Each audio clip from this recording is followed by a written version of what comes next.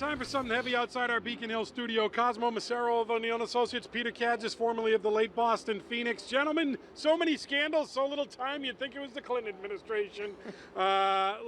Pick your poison, Cosmo. Why don't we start with the IRS? They've apparently been targeting conservative groups, Tea Party groups, things of the like. This is the IRS we told was from the 70s. Apparently it's turned back the clock time. Yeah, the IRS is a pain to American citizens. Film at 11, what else is new, right? However, look, the reality is some purposeful groups like this who use the tax code improperly ought to be looked at more closely. But clearly the IRS, in this case, went way overboard and out of bounds in how they targeted these groups. This is the really damaging one. There's meat to it. The IRS, is something that people fear, and many people don't like it. If you think the right wing's riled up against Obama now, if this has more legs, if it's conceivably possible, they'll get even more riled. Well, you know the significance of this. It's the Washington Post that's actually driving this story. This is not some right-wing outfit that's pushing this one. No, the Washington Post is driving it. It appears that there's something there. This is the federal government just assuming it can poke its nose anywhere. And they're also picking on, among the conservative groups, the small fry. You know when the motive is collections, right? The IRS is doing its job, however aggressively they may be doing it. In this case, though, there appears to be some kind of political motive, even if it's low level, which I guess it is.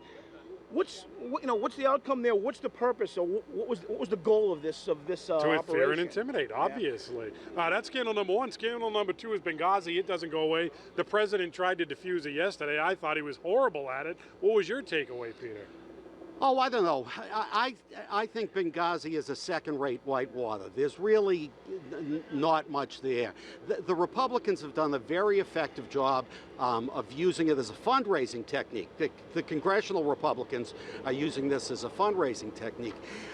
Listen, these controversial memos, which are certainly interesting and certainly boneheaded, but were shown to Boehner's staff a month ago. But they're still lying, even as of yesterday, about what they knew and when they knew it, Peter. That's the troubling part of this, Cosmo. I think, look, honestly, the problem for the president is the gathering storm here. And I got to tell you, the Attorney General's office and their actions. This is scandal number 3 now, recording, yeah. Government is at its most dangerous when it's doing something that may be legal, but ethically, morally, in the name of freedom, absolutely wrong. And in that case, in this case, that's what's happening. They've targeted the Associated Press in terms of their phone records, widespread access to their phone records. It's unprecedented, and I think it's a major gathering storm for the president. It's a guy who spent his career in journalism, Peter. That one must frighten the hell out of you.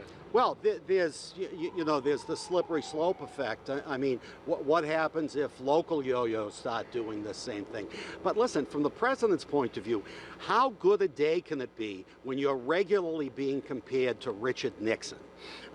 I mean, the president, the White House, his advisors better wake up and take all of this much more seriously. Here come the J. Edgar Hoover comparisons. I mean, this is a serious, serious issue for the Attorney General, and I wonder how solid he's going to be going forward, because, I mean, this is an unprecedented reach into the First Amendment and the rights of the press. Yeah, I guess the question now is, where does it end and how does it end? I mean, you've got them listening to phone calls, you've got them threatening conservative groups on their tax status, you've got them lying to the people on what they knew and when they knew it. Well, how does it end? This isn't a concerted campaign.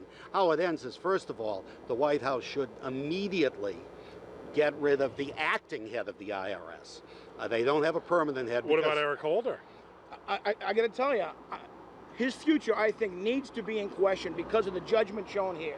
And we don't know yet whether he signed off on these. I got to think he did. It's that big of an operation. I got to think he signed off on this. Peter, there comes a point when you can't blame this stuff on low-level operatives in Cincinnati when we know better. Well, it's one thing. Let's just assume all of this is low level.